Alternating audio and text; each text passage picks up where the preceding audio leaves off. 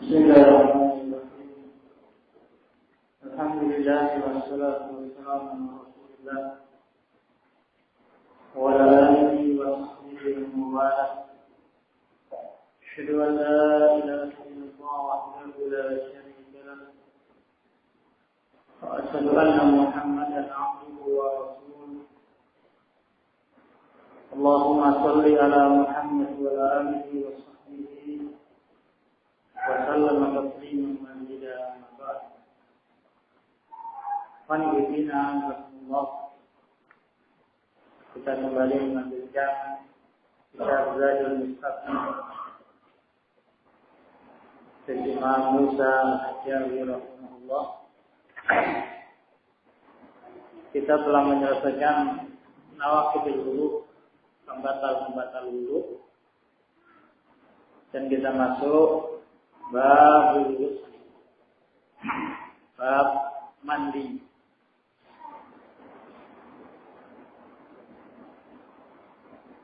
Nah, setelah pembahasan wudu dan pembatalnya, wudu untuk menghilangkan hadas kecil, kemudian boleh masuk taharah untuk mengangkat hadas besar. Qala rahimahullah wa mujibu furujul mani daf'an birizdatin la bidunihima min ghairi nahimin.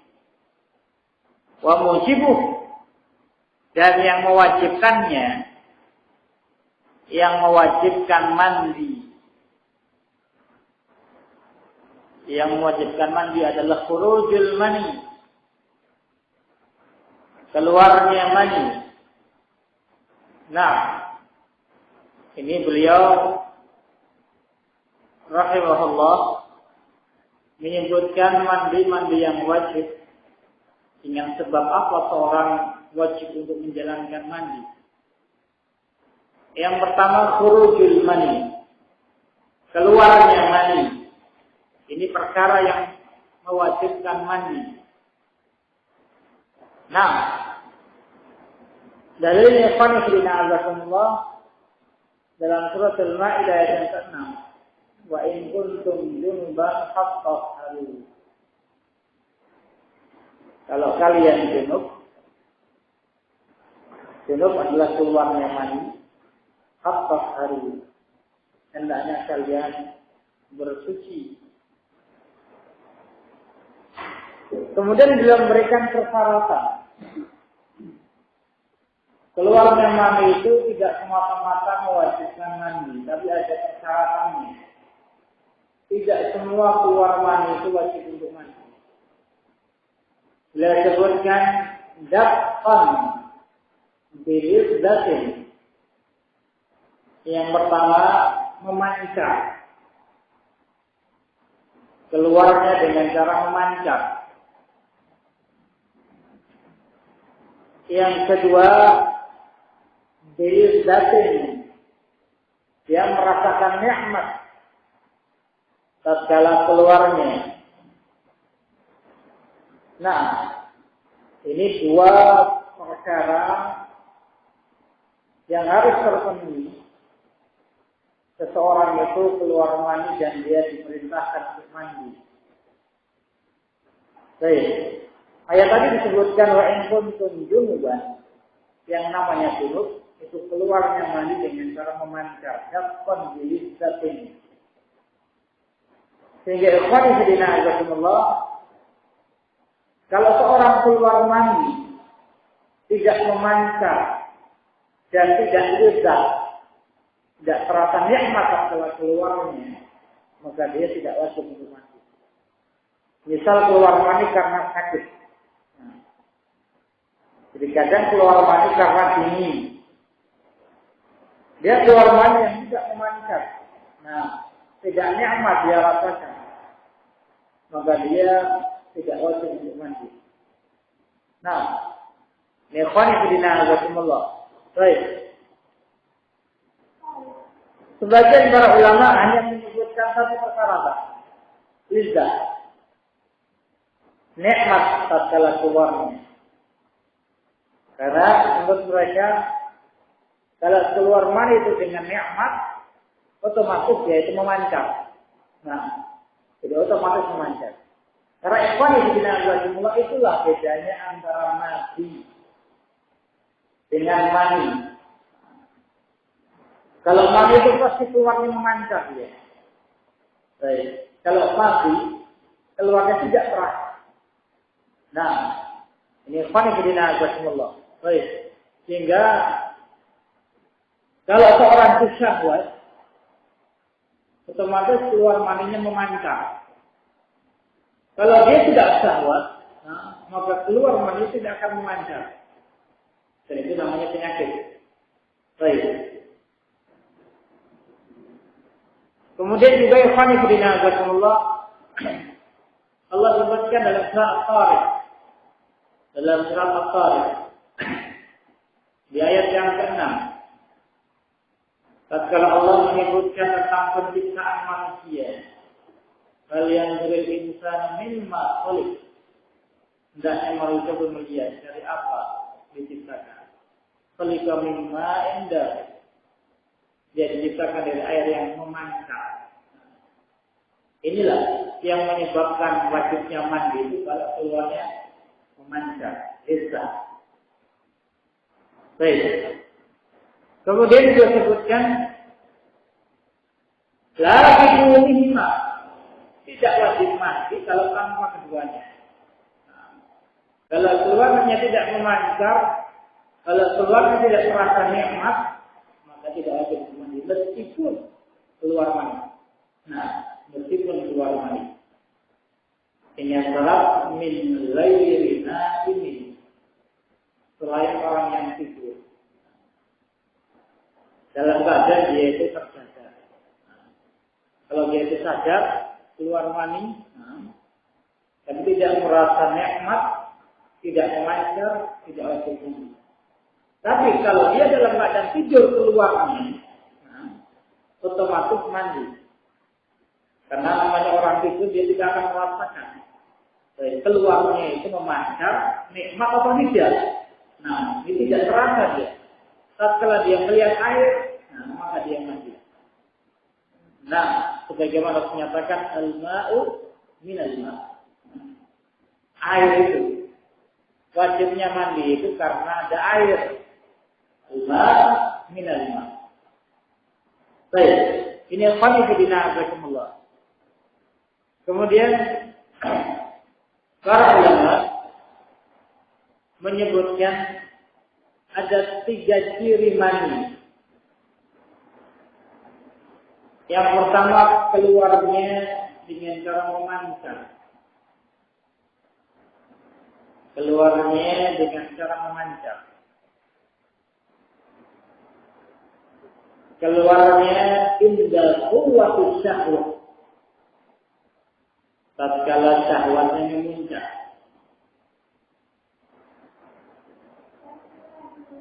Kemudian wa ba'dahu, setelahnya usulul badan, diikuti rasa capek. Nah, itu menunjukkan yang keluar mani. Nah, jadi keluar yang indah quwwatus syahwat, tatkala puncak syahwat, kemudian memancar, nah, dan setelahnya dia terasa capek. Itu ciri-ciri mani. Kalau dia mengalami 3 perkara ini, baik, maka yang keluar adalah mani. Nah, Syekh Muhammad bin Shalih Al-Utsaimin rahimahullah, beliau juga menyebutkan raihah, baunya. Nah, tatkala dia cuma tiba, baunya kata beliau sekarang akhir bait, sebagaimana baunya telur. Tatkala basah. Dan tatkala kering, kalhaji, sebagaimana adonan. Tatkala kering, tidak di baunya. Baik, sehingga khonifina Allah disebutkan di ciri-cirinya. Kapan keluarnya indah quwwatus syahwat? Tatkala syahwatnya memuncak. keluar. Dan dia keluarnya dia memantap. Setelah keluar, asarnya dia terasa capek. Baik, ini 3 ciri-ciri mandi. Nah, kemudian kalau kalau orang dalam keadaan tidur, kemudian bangun, kemudian melihat baik ada bercak misalnya, baik, maka otomatis mandi. Nah, apakah dia memancar maupun tidak, baik, dihukumi mandi.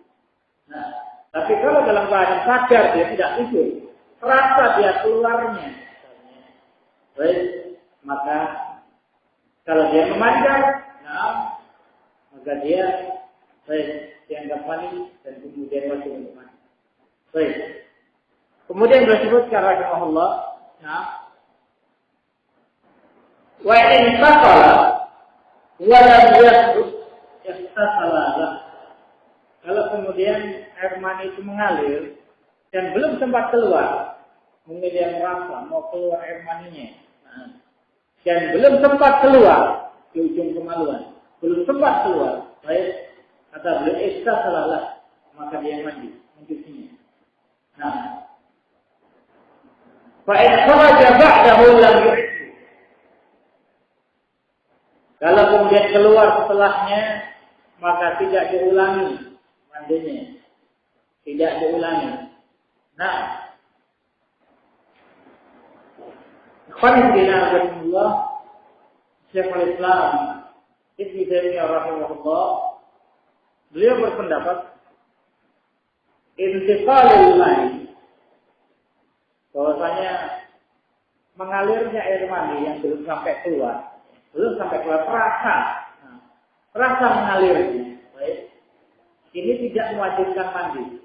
Nah, jadi kalau terasa mau keluar air mani tapi tidak keluar air mani, mungkin seorang kuat syahwatnya, kemudian terasa mau keluar, kemudian dia tahan, mungkin dia pegang kemaluannya sehingga tidak jadi untuk keluar. Nah, menurut pendapat yang mu'alif, mandi. Nah, yang pendapat yang sahih yang dibuat oleh Syekhul Islam Ibnu Taimiyah rahimahullah tidak wajib untuk mandi karena al-ma minal ma. Nah, wajib yang mandi itu dalam melihat air. Baik. Ikhwan fillah rahimakumullah. Tatkala seorang bangun dari tidur, kemudian melihat mungkin di celananya ada bekas air. Nah, maka ada 3 hukum di situ.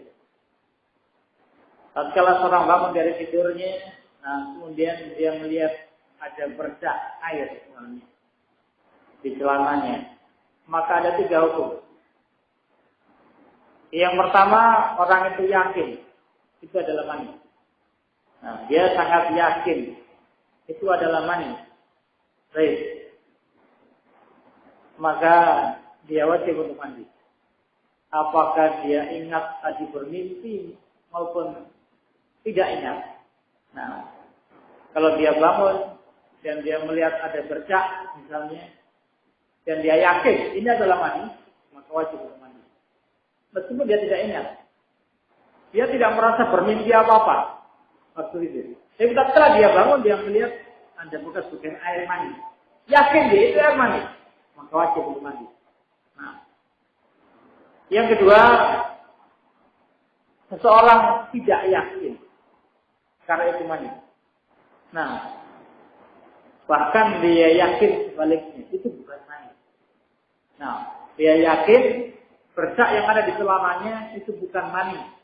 Nah, tadi telah disebutkan oleh Syekh rahimahullah ciri dari sisi baunya. Nah, dia yakin ini bukan mani. Baik. Maka tidak wajib untuk mandi. Nah, tidak wajib untuk mandi, tapi sebenarnya dicuci. Nah, bagian yang terkena bercak air di celananya. Nah, mungkin dia dihukumi hukum air kencing. Nah, dia kelihatan basah celananya, dia yakin ini bukan mani.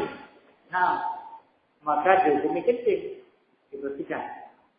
Dan tidak wajib untuk mandi.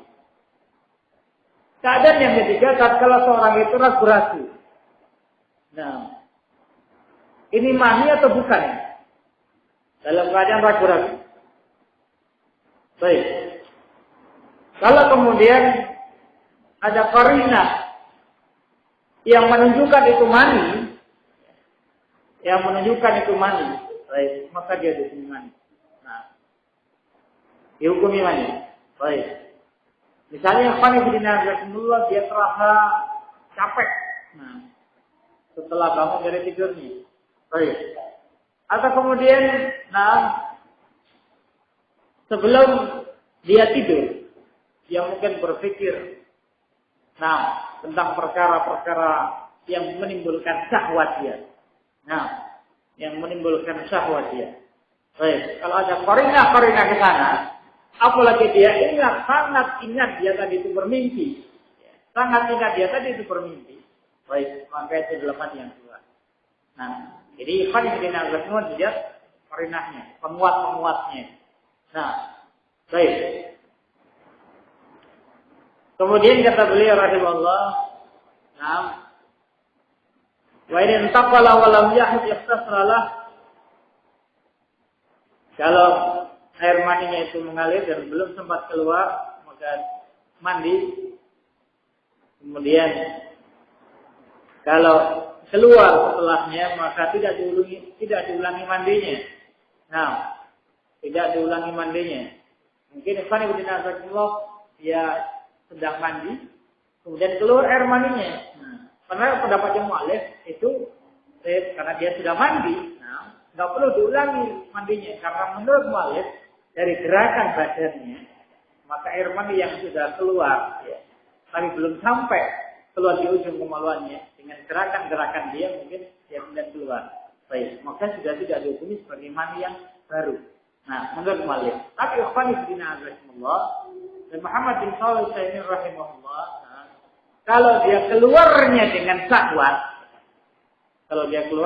syahwat, maka dia wajib untuk mandi. Tapi tadi sudah jelaskan, selama air mani itu tidak keluar, hanya terasa mau keluar, maka belum wajib untuk mandi. Wajibnya mandi tatkala sudah keluar air maninya, sudah nampak, sudah kelihatan. Dengan memancar keluarnya, maka dia wajib untuk mandi. Baik. Kemudian yang kedua, perkara yang mewajibkan mandi setelah keluarnya mani dengan cara memancar dan dengan terasa nikmat. Yang kedua, taghyibu hasab fi asliyah. Taghyibu, baik, yakni tenggelamnya dari hasyafah asliyah. Jadi kepala kemaluan itu tenggelam, baik, masuk ke dalam kemaluan perempuan yang asli. Sudah kita bahas kalau kita dulu asli maknanya, baik, memang dia bukan hulsa muskil. Baik. Jadi kalau memang seorang hanya memiliki satu kelamin, kemudian baik hasafah, kepala kemaluan laki-laki itu sudah masuk, disebutkan tajjid. Namanya tajjid itu tenggelam. Sudah tidak kelihatan lagi, baik, maka wajib untuk mandi.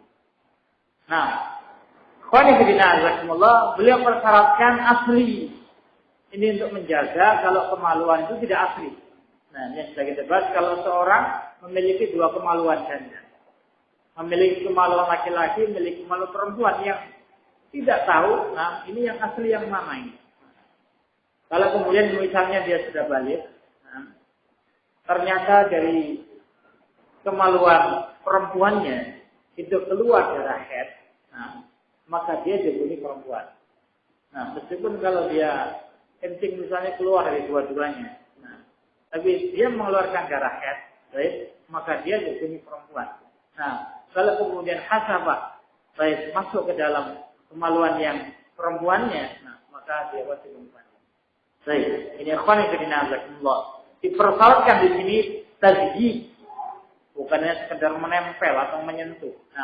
Namanya tazyid kalau kemudian ghurub syam. Semisal matahari. Matahari itu sudah tenggelam, baik, sudah tidak kelihatan sama sekali.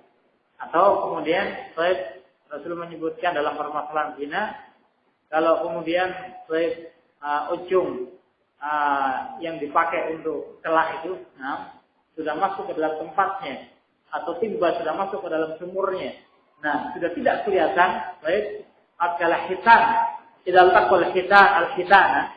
Kalau hitan ketemu dengan hitan, bukan sekedar nempel dan ketemu, tapi tajib, sudah menghilang, maka wajib untuk mandi dengan syarat asliyah. Baik. Kemudian kata beliau rahimahullah, di farjin asli.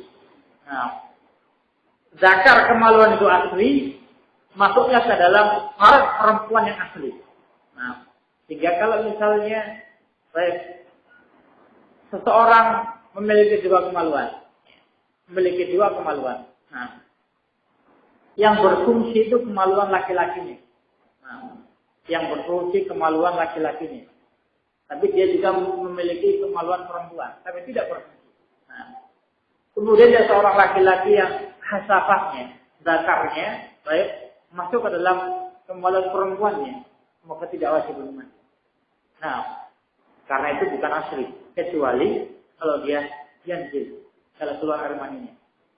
Maka dia dihukumnya sebagai pembatal atau perkara yang pertama. Baik. Kata beliau rahimahullah, ubulan kana au duburan. Kemaluannya itu masuk ke dalam kubul maupun dubur. Kubul maupun dubur, ini menyebabkan mandi. Walau min bahimatin au mayyitin. Meskipun binatang atau orang yang mati. Jadi meskipun itu binatang atau orang yang mati. Maknanya yang digaul itu binatang, maka dia wajib untuk mandi. Meskipun yang digaul seorang sudah mati, maka wajib untuk mandi. Ini pendapatnya beliau rahimahullah. Di sini ada ikhtilaf yang disebutkan walau min bahimatil an'am. Karena ikhwan fillah jazakumullah, sebagian para ulama menyebutkan bahwasanya ini bukan sebagai persyaratan. Sehingga sebagian para ulama menyebutkan kalau yang digauli itu mayyit, maka dia tidak wajib mandi. Baik. Kemudian juga ikhwan fillah jazakumullah, sebagian para ulama menyebutkan biduni hail yang menyebabkan mandi itu juga tatkala tazyibul hasafa biduni hail, tanpa adanya penghalang. Jadi tanpa adanya penghalang.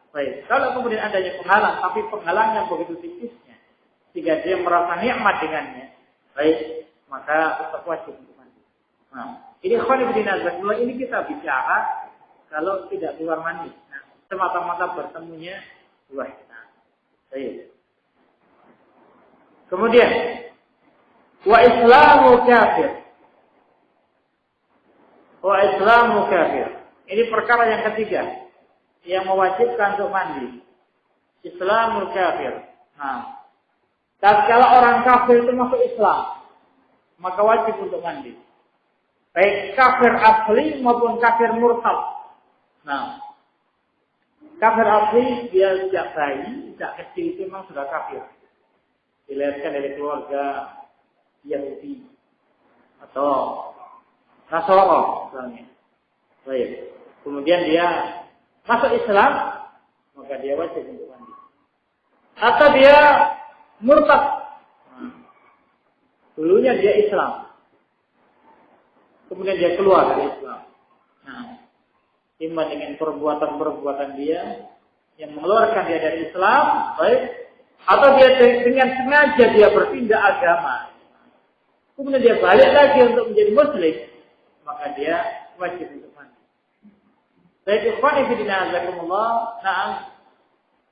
dalam perkara mandinya orang yang masuk Islam, ini ikhtilaf para ulama. Sebagian ada yang berpendapat wajib. Di antaranya ini mazhabnya Imam Malik, Imam Ahmad, dan juga Ibnu Hazm. Mazhabnya Imam Malik, Imam Ahmad, dan Ibnu Hazm. Bagi orang-orang yang masuk Islam, wajib untuk mandi. Beberapa dalil yang disebutkan tentang Islamnya Qais bin Asim. Islamnya Qais bin Asim. Tatkala masuk Islam, Rasulullah SAW merintahkan dia untuk mandi bima'in wa sidri. Nah, mandi dengan air dan daun bidara. Baik, diperintahkan. Amarahu, menunjukkan itu perkara yang wajib.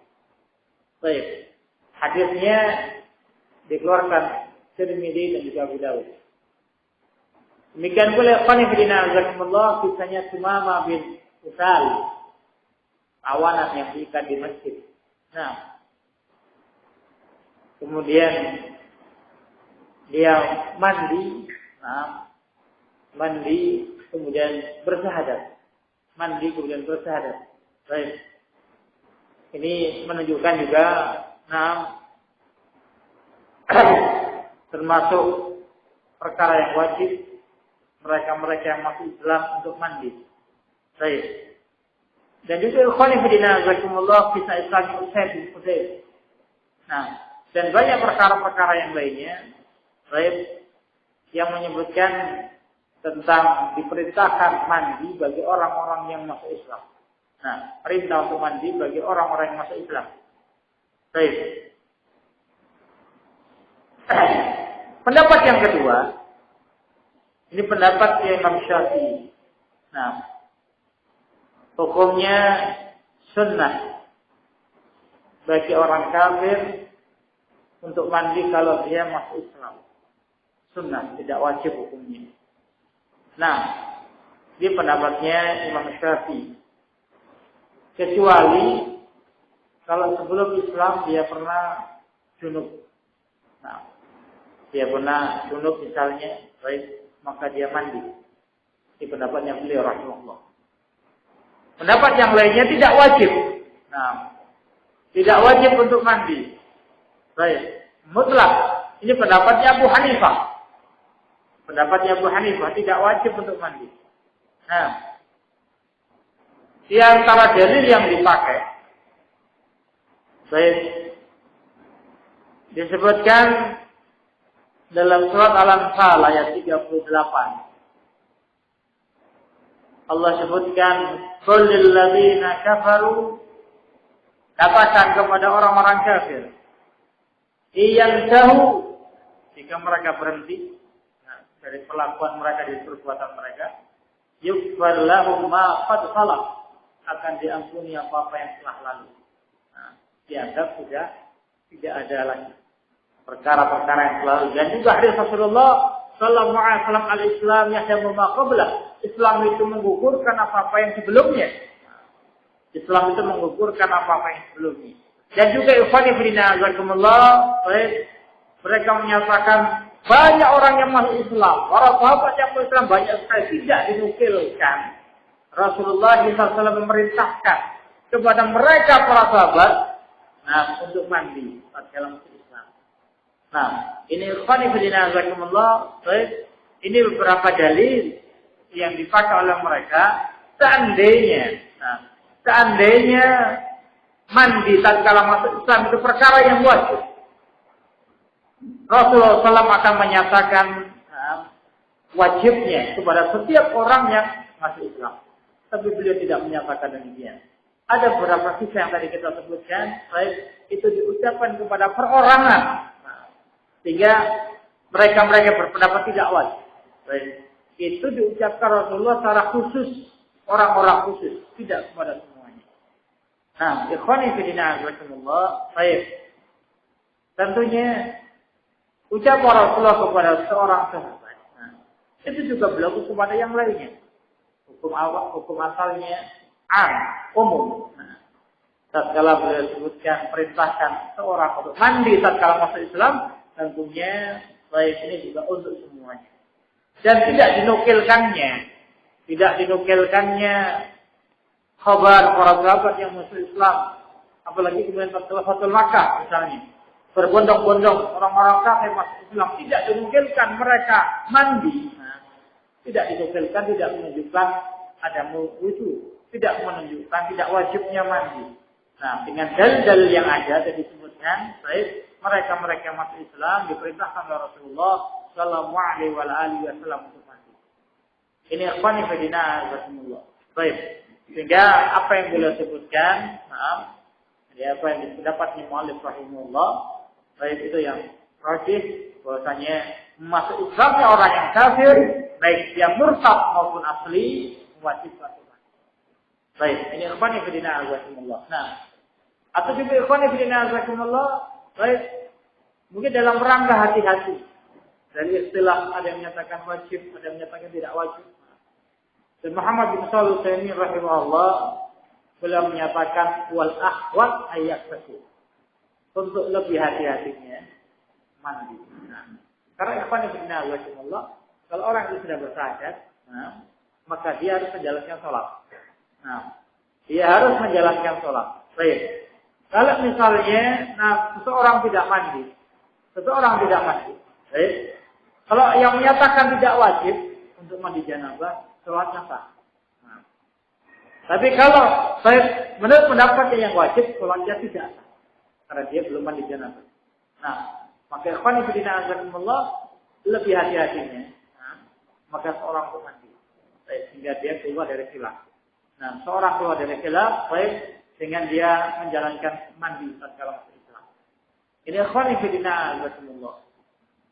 Baik. Kemudian yang keempat. Nah, yang keempat, wal maut, kematian. Baik. Meninggalnya seorang itu diwajibkan untuk dimandikan. Dikecualikan ikhwan fillah rahimallah, mereka yang mati syahid. Nah, mereka yang mati syahid yang kemudian tidak diperintahkan untuk dimandikan. Nah, baik.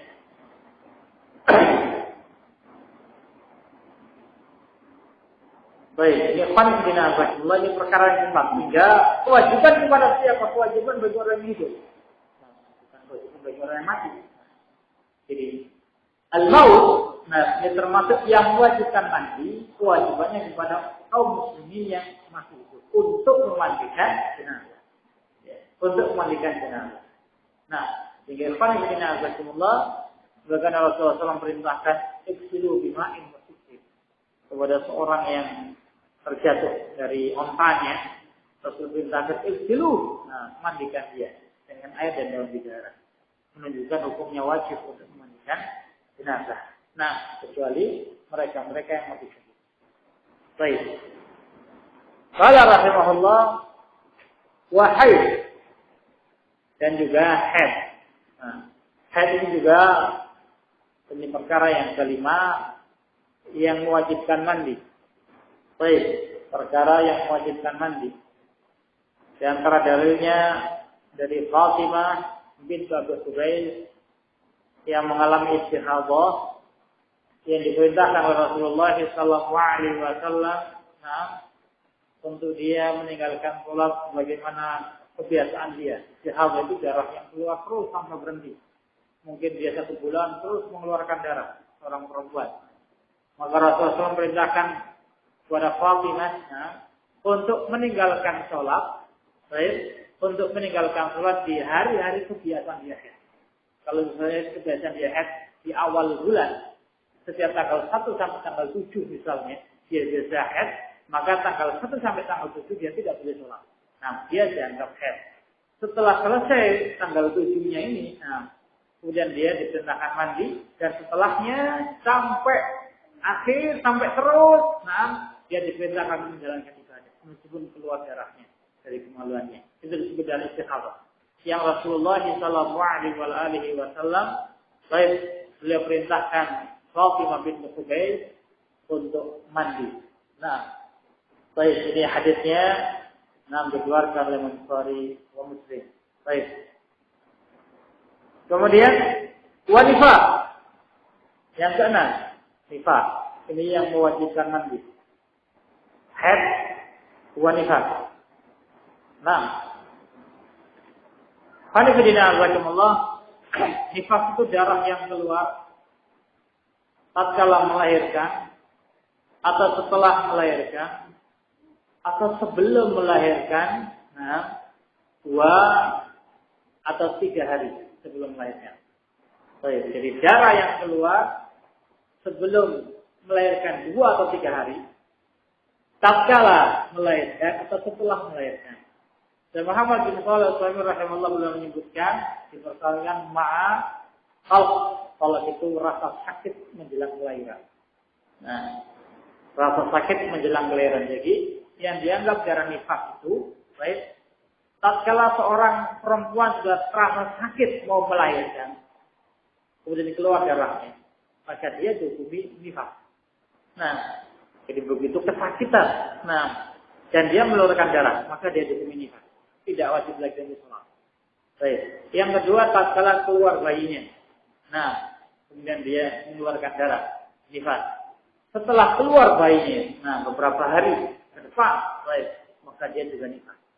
Baik. Maka beliau sebutkan rahimahullah, Syekh Muhammad Shalih Al-Utsaimin rahimahullah, kalau keluarnya itu sebelum wiladah, sebelum kelahiran, baik, beliau sebutkan 2 atau 3 hari, betul-betul mendekati kelahiran, dipersyaratkan adanya rasa sakit menjelang kelahiran.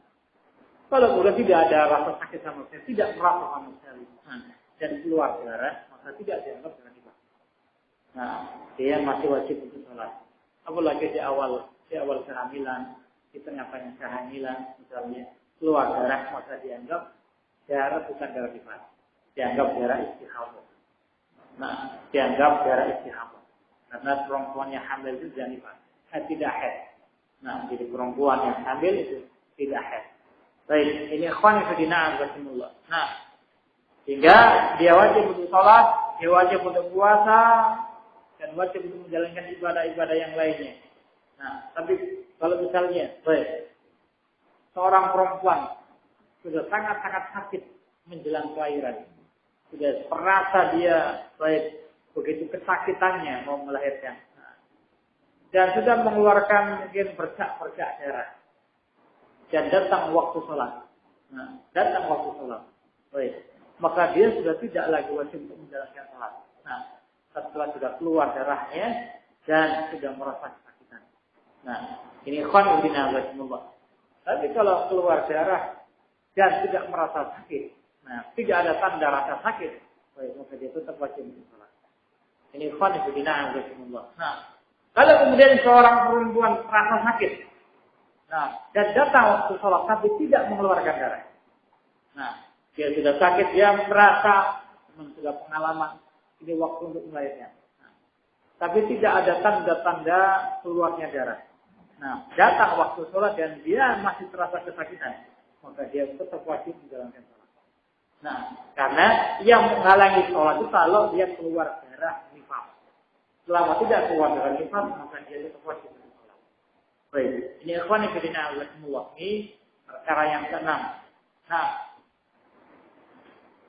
Kata beliau rahimahullah, la wilada hari andam, tidak wajib. Tidak wajib untuk mandi. Baik. Yang jadi tidak dihukumi nifas, kelahiran yang tidak mengeluarkan darah. Kelahiran yang tidak mengeluarkan darah. Kalau ada seorang ibu melahirkan anak, baik, dan tidak mengeluarkan darah sama sekali, apa tetes pun nggak ada darah, maka dia tidak dihukumi nifas. Misal ikhwan fillah ini perkara yang mungkin perkara yang jarang. Kalau dalam kutubul fikih itu disebutkan mungkin perkara-perkara yang jarang terjadi. Tapi mungkin itu akan dijumpai. Seorang melahirkan yang tanpa mengeluarkan darah sama sekali. Misal kalau seorang operasi, operasi sesar, yang tidak mengeluarkan darah sama sekali dari kemaluannya, maka dia tetap wajib untuk ibadah, wajib untuk sholat, wajib untuk ibadah yang lainnya. Ini ikhwan fillah dan dia tidak dihukumi nifas. Karena yang namanya nifas itu keluar darah. Tatkala melahirkan. Kalau dia melahirkan tanpa ada darah sama sekali, maka dia tidak dihukumi nifas. Dia tetap wajib untuk menjalankan aktivitas ibadahnya. Baik, ini ikhwan fillah azzakumullah. Baik. Sehingga sebagian para ulama menyatakan, yang mewajibkan baik untuk mandi itu semata-mata melahirkan, tidak ada hubungannya dengan darah.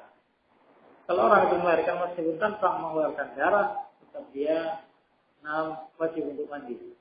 Namanya baik dia tidak boleh untuk menjalankan sholat. Baik, ini ikhwan fillah azzakumullah, baik pendapat yang rajih, bahwasanya yang menghalangi untuk sholat adalah darah. Baik. Kemudian ikhwan fillah azzakumullah, setelah beliau sebutkan 6 perkara yang mewajibkan untuk mandi. 6 perkara yang mewajibkan untuk mandi. Kemudian beliau sebutkan perkara-perkara yang menghalangi baik seorang tatkala dalam keadaan junub. Kalau seorang dalam keadaan junub, perkara-perkara apa yang tidak boleh dia jalankan. Jadi kalau seorang dalam keadaan junub, keluar mani, misalnya air maninya keluar, baik atau karena dia nifas atau karena haid, yang tadi telah disebutkan, baik perkara-perkara apa yang dilarang dia kerjakan. Beliau sebutkan rahimahullah. Wa man lazimahul ghusl, barang siapa yang wajib untuk mandi, harum alaihi qiraatul Qur'an. Haram baginya untuk membaca Al-Qur'an. Barang siapa yang wajib untuk mandi, mereka-mereka yang junub, mereka-mereka yang haid, mereka-mereka yang nifas, pendapatnya muallif rahimahullah, maka haram untuk membaca Al-Qur'an. Khani fillah rahimakumullah, baik ini sudah kita bahas dalam nawaqidul wudu. Bahwasanya baik tidak ada larangan bagi orang-orang yang junub untuk membaca Al-Quran. Untuk membaca Al-Quran, baik karena dalil-dalilnya semuanya baik. Dalil-dalilnya semuanya baik, sehingga kembali kepada hukum asal. Membaca Al-Quran itu sebuah ibadah, perkara yang mendekatkan diri kepada Allah Subhanahu wa Ta'ala. Sehingga barang siapa yang menghalangi dan melarang, fa'alih, jadi maka wajib untuk mendatangkan dalilnya. Ikhwani fillah azzakumullah. Baik. Di antara dalil yang dipakai,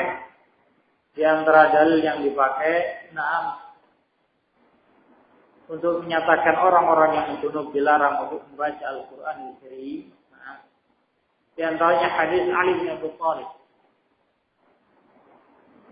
yang dikeluarkan oleh Imam Ahmad, disebutkan Nabi sallallahu alaihi wasallam kana yu'allimul Quran. Rasulullah itu mengajari para sahabat Al-Quran. Wa kana la yahduduhu anil Quran illa al-janabah. Dan tidak ada yang menghalangi dari Al-Quran kecuali janabah. Maknanya kalau junub beliau tidak mengajarkan Al-Quran. Baik, tapi hadisnya dhaif. Dhaif karena Al-Albani rahimahullah. Baik. Khani fillah azakumullah. Dan juga di antaranya diriwayatkan bahwasanya orang-orang yang baca Al-Quran, maka para malaikat itu menghadap di mulut-mulutnya orang yang membaca Al-Quran. Maka baik dengan sifat ruya, dengan sifat yang menunjukkan riwayat yang dhaif. Baik. Sehingga ikhwan fillah azakumullah, Al-Albani rahimahullah, beliau berpendapat bahwasanya tidak haram, tidak ada larangan bagi orang yang junub untuk membaca Al-Quran atau untuk berzikir, tapi lebih afdalnya, seseorang dalam keadaan suci. Inni karitu an aksarallah illa ala saharatin. Kata Rasulullah, aku tidak senang untuk berzikir kepada Allah di dalam membaca Al-Quran kecuali dalam keadaan suci. Baik. Dan ikhwan fillah azakumullah, dari Aisyah radhiyallahu anha hadis yang diriwayatkan oleh Imam Muslim. Beliau sebutkan bahwasanya Rasulullah sallallahu alaihi wasallam kana yadhkurullah ala kulli ahyan. Rasulullah berzikir kepada Allah dalam segala keadaan, termasuk di dalamnya qiraatul Quran. Nah, dalam keadaan junub pun beliau qiraatul Quran, ini menunjukkan demikian. Baik. Dan juga ikhwan fillah rahimakumullah, tatkala Rasulullah sallallahu alaihi wasallam memerintahkan perempuan-perempuan yang haid pada waktu sholat Id untuk mereka keluar, tidak hanya di rumah, tapi mereka diperintahkan untuk menuju lapangan-lapangan, menuju musalla. Yang Rasulullah SAW memerintahkan mereka untuk takbir. Nah, kita bertakbir di belakang-belakang kaum laki-laki. Ini juga menunjukkan bahwasanya perempuan yang haid, baik, itu tidak dilarang untuk berzikir. Tidak dilarang untuk Al-Quran. Baik.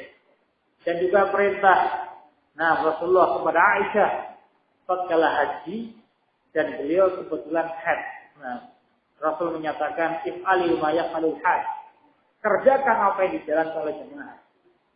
Kerjakan baik perbuatan-perbuatan yang biasa dijalankan oleh orang yang haji. Illa atatufi bil bait, kecuali baik tidak boleh tawaf ke Ka'bah. Apa yang dikerjakan oleh orang-orang yang haji? Zikir, qiraatul Quran, jalankan semuanya. Ini menunjukkan ikhwan fillah rahimakumullah, baik tidak ada larangannya. Sehingga Syekhul Islam beliau sebutkan baik wa huwa madzhab Abi Hanifah. Ini pendapatnya Abu Hanifah. Ini pendapatnya Abu Hanifah yang menyatakan tidak ada larangan bagi orang yang junub, orang yang haid, orang yang nifas, untuk membaca Al-Quran. Ikhwani fillah rahimakumullah, baik. Bagi mereka-mereka yang menyatakan tidak bolehnya mengkiaskan haid dan nifas, mengkiaskan haid dan nifas dengan mereka-mereka yang junub. Dalam hal ini tidak bisa dikiaskan. Haid dikiaskan ke junub, baik, tidak bisa dikiaskan. Kita ingat, dalil yang dipakai itu adalah junub. Dalil yang dipakai tadi dari Ali bin Abi Thalib. Rasul mengajari Al-Quran kepada para sahabatnya. Tidak ada yang mengalami kecuali tatkala beliau junub. Ini dalilnya beliau tidak baca Al-Quran karena junub. Baik. Tapi untuk haid sendiri dan nifas itu tidak ada dalilnya. Mereka mengkiaskannya. Dalam keadaan ikhwan fillah ini perkara yang tidak bisa dikiaskan. Baik. Junub, itu perkara yang ada kaitannya dengan iradahnya manusia. Tapi haid wa nifas ini tidak ada sama sekali campur tangan manusia. Kalau memang datang waktunya haid, maka dia haid. Tidak bisa direncanakan. Sehingga tidak bisa dikiaskan dua perkara ini. Baik. Dan juga waktunya juga beda. Waktunya beda. Baik. Antara junub, haid, dan nifas. Haid dan nifas cukup waktu yang lama. Kalau junub dalam berapa menit, mungkin dia selesai dan dia mandi. Baik. Sehingga tidak bisa dikiaskan. Kemudian ikhwan fillah rahimakumullah yang kedua. Perkara yang kedua, baik, jadi pendapat yang rajih Allah a'lam bishawab, bahwasanya bagi mereka yang junub, bagi mereka yang haid, baik bagi mereka yang nifas, baik ini tidak ada larangan untuk suatu surat. Sehingga Syekhul Islam Ibnu Taimiyah rahimahullah beliau menyatakan, inna laysa fi man'il haid min qira'atil Quran nususun sharihah sahihah. Tidak ada tentang larangan bagi perempuan yang haid untuk membaca Al-Quran. Tidak ada nas yang jelas yang sahih. Tidak ada nas yang jelas yang sahih yang melarang perempuan yang haid untuk membaca Al-Quran. Jadi tidak ada dalilnya sahih dan sahih. Sehingga ikhwan fillah rahimakumullah, sahih anal asla hillu hatta yaqumu dalilun ala man'i. Sehingga kembali ke hukum asal. Hukum asalnya halal, boleh. Sampai ada dalil yang sahih, yang sahih, yang melarang perempuan yang haid untuk membaca Al-Quran. Ini ikhwan fillah rahimakumullah. Baik. Kemudian wa ya'murul masjid li hajatin. Baik. Wa ya'murul masjid li hajatin. Melewati masjid. Bagi yang memerlukannya. melewati masjid bagi yang memang membutuhkannya. Maknanya ikhwan fillah azzakumullah, bagi orang-orang yang junub, bagi orang-orang haid, bagi orang-orang yang nifas, dilarang untuk memasuki masjid. Baik, dilarang untuk memasuki masjid. Nah, ini juga ikhwan fillah azzakumullah beberapa adillah yang dipakai. Di antaranya dalam surat An-Nisa ayat 43. Allah menyatakan, ya ayyuhalladzina amanu la taqrabus shalah wa antum sukara. Wahai orang-orang yang beriman, jangan kalian mendekati salat dalam keadaan kalian mabuk. Hatta ta'lamu ma taqulun, sampai kalian tahu apa yang kalian ucapkan. Wala junuban, dan tidak pula junub illa 'abiris sabil, kecuali orang yang sekedar lewat. Nah, disebutkan oleh mufassirin, salah satu pendapatnya, para ulama mufassirin, makna salat taqrabus shalah, jangan mendekati tempat salat. Salat di sini diartikan makan salat. Nah, la taqrabus shalah, jangan kalian mendekati tempat salat. Jadi bukan salat itu sendiri. Nah, jadi ini disebutkan penafsiran dari Kabbah radhiyallahu anhu, dinukilkan oleh Ibnu dalam tafsirnya. La taqrabus shalah, ai la taqrab mawadhi'as shalah. Jangan kalian mendekati tempat-tempat salat. Nah, kalau kalian dalam keadaan baik mabuk, sampai kalian mengerti apa yang kalian baca, apa yang kalian ucapkan. Baik. Dan juga tidak pula junub, orang yang junub jangan mendekati tempat salat. Baik, ini dalil yang dipakai bahwasanya orang-orang yang junub dilarang untuk masuk ke dalam masjid kecuali yang hanya sekedar lewat. Nah, yang Allah sebutkan di sini illa adil sabil, kecuali orang-orang yang sekedar lewat. Baik, ikhwan fillah, ini dalil yang dipakai. Kemudian taklil, masjid itu rumah Allah, yang dia tempat untuk zikir, tempat untuk ibadah, dan tempatnya para malaikat, sehingga tidak pantas kemudian bagi orang-orang yang hidup untuk berada di dalamnya. Dalam keadaan mereka makan bawang putih, makan bawang merah, itu dilarang untuk mendekati masjid. Apalagi orang-orang itu. Baik, Fani Fidina Azzaikumullah, dalam perkara ini, ikhtilaf para ulama, ada yang menyatakan bahwasanya baik junub dan haid, kayak misalnya, ini tidak ada larangannya untuk tinggal di masjid, untuk memasuki masjid. Nah, jadi tidak ada larangannya. Baik, adilahnya, adilahnya banyak. Baik, salah satunya ayat tadi yang disebutkan. Ayat tadi yang disebutkan dalam surat An-Nisa dari Ali bin Abi Thalib. Baik, beliau menafsirkan as-shalah, jadi as-shalah. Ini salat itu sendiri. Nah, bukan makan salat.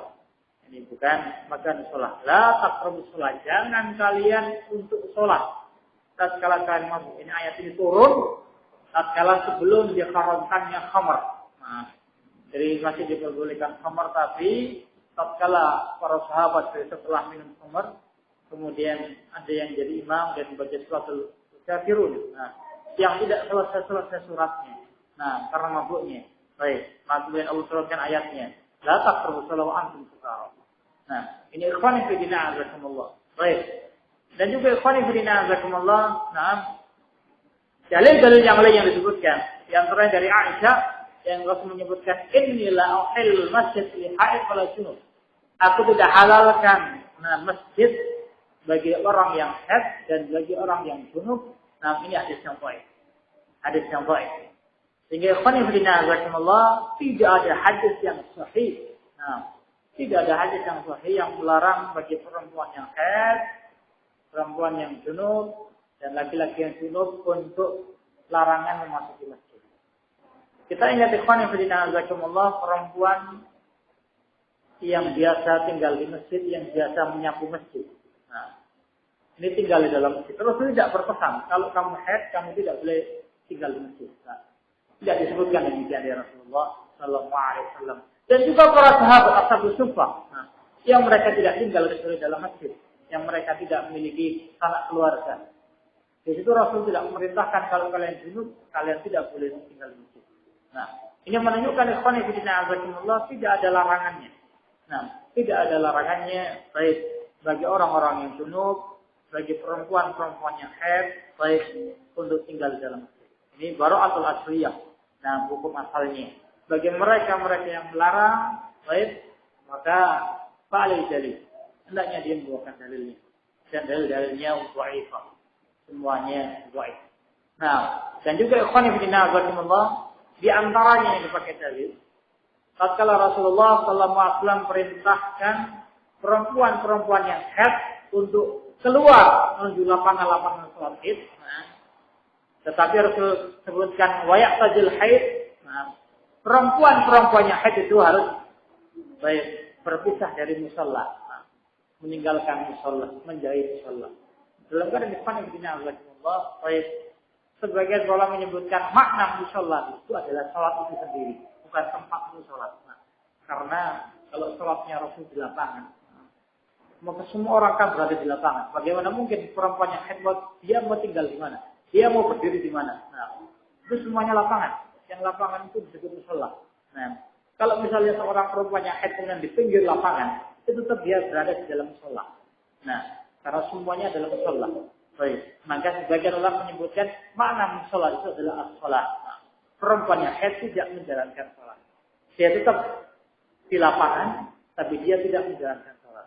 Nah, ini makna musalla. Saya depan yang dinazakum insyaallah. Dalam pertemuan yang datang kita akan sebutkan adillah dari masing-masing pihaknya.